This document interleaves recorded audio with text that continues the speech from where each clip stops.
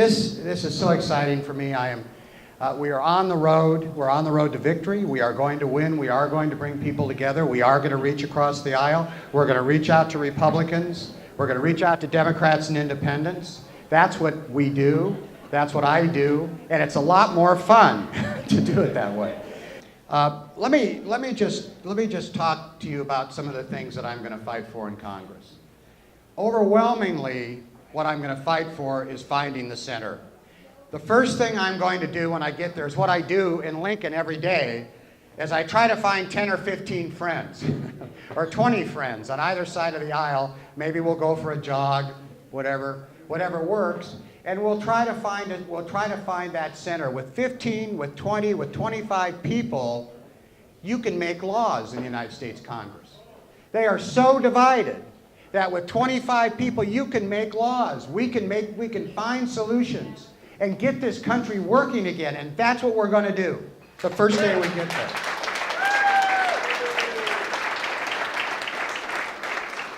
You know what? I know that I'm not supposed to say these real conservative things, but I will say this: we can balance the budget. We did it under the Clinton years. We can do it again. We can balance the budget. We can work towards balancing the budget. And how do you do that?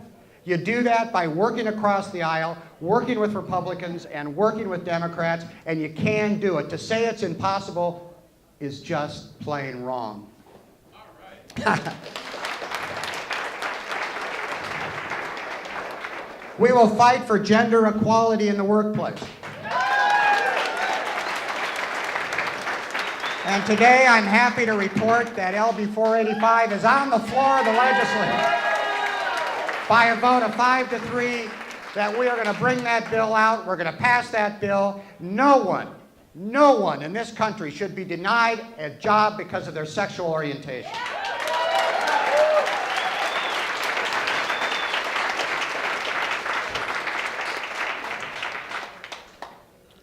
We're going to fight for the minimum wage. We're going to fight for the minimum wage because women make up a huge part of the workforce, as we know, but they work for less. The vast majority of our workers who work at the minimum wage are women. They need help. We need to pass the minimum wage in Nebraska. We need to pass the minimum wage nationwide, and we need to give everyone an opportunity to have a living wage in this country.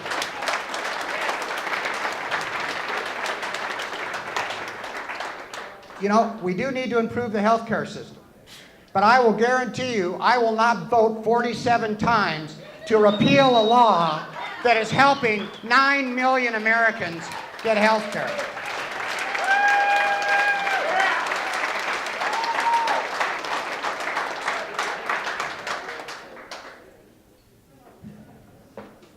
We need to bolster our economy with comprehensive immigration reform. And we need to do that now. We're all immigrants, and they're a powerful force in Nebraska, and comprehensive immigration reform has to come. It has to come now. 10 years is long enough. No more stalling tactics. Let's make it work.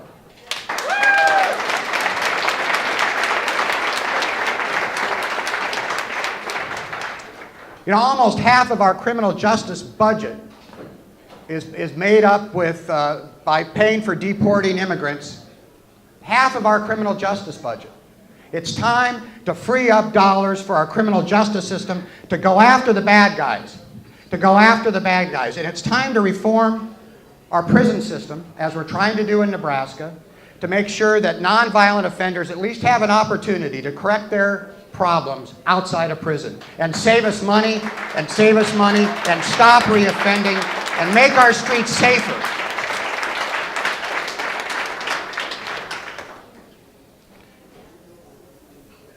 We are all conscious of our environment. We obviously must fight for energy independence, and I will do that. I will always fight for energy independence because it makes us a stronger nation. It makes us a stronger nation. But we can only fight, in my view, for independence in a manner that respects our environment. And we will find that balance. We will find that balance. And someone says, let's build a pipeline, and to heck with the processes. To heck with the processes. Let's just go around the process. let's move forward. But let's move forward to a more balanced approach to our environment and to our energy independence. I'm committed to that.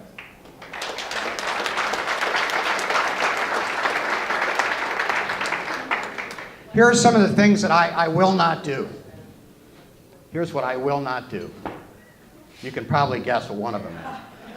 I will not vote to shut down our government. Under any circumstance, I will not vote to shut down our government. That cannot happen. When we have our military fighting overseas to protect us every day, it is wrong, it is morally wrong to vote to shut down our government, and I will not do it. And I will not take a paycheck if somebody else votes to shut the government down.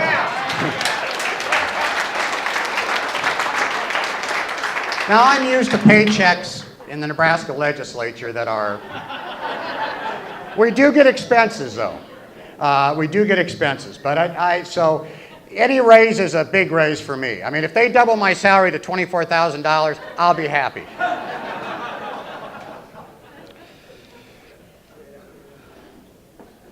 What I will do is I will listen, and I will come back to Nebraska, and I will listen to what the people of this district have to say. And I will ask them for their opinion, and I will inquire as to their opinion. The other day I had a great, my wife, who was a great supporter and helper, we sat down and talked to a number of physicians from UNMC to talk about the Affordable Care Act. And we know it needs to be changed. We know that. We know accessibility has to be changed. We know that the choice issues have to be addressed. We know the cost issues have to be addressed. We know that we have the best pool of physicians of anywhere in the country here in Nebraska. We know that, and here in Omaha. We have to listen to them. And as we change the Affordable Care Act, which we will do, we will listen to the people of this district, and we will take that message back to Washington, and we'll make the Affordable Care Act even better than it is now.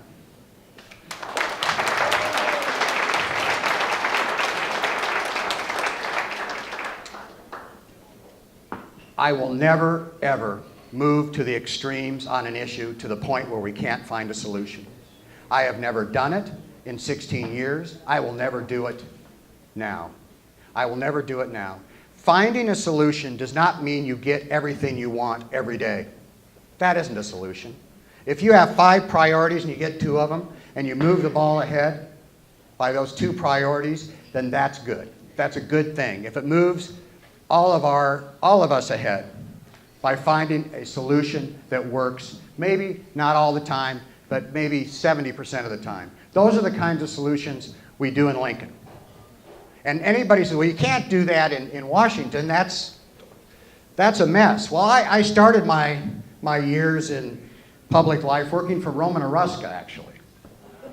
Now, Roman Aruska, and I worked on the Hill with Roman Aruska, my job was 2 things: cut his lawn. That was the first job. That didn't really breed solution gathering necessarily, because at one occasion, I did run over his wife, Victoria's tulips. That was a mistake. That was a big mistake, and I wish I hadn't done that. But the other thing, my other job was to take files to his office over in the Capitol. He and Everett Dirksen, Mike Mansfield, Ted Kennedy would be sitting around after work, glass of whatever they were drinking. It was 5:30, and they were planning out the next day. Why? Why can't we do that again? Why do we have to do what we're doing now? What is going on to our country? This cannot continue. So you have my... And in conclusion, let me just say this. I am so blessed that you're all here. I know some of you I have not met before, but the vast majority of you I have known for many, many years and have worked with. I am so blessed you're here. This is an incredibly important event for me, and the enthusiasm here is just overwhelming. We are going to win the race. We are going to win the race. We're going to win the race because the status quo cannot continue. The status quo cannot continue.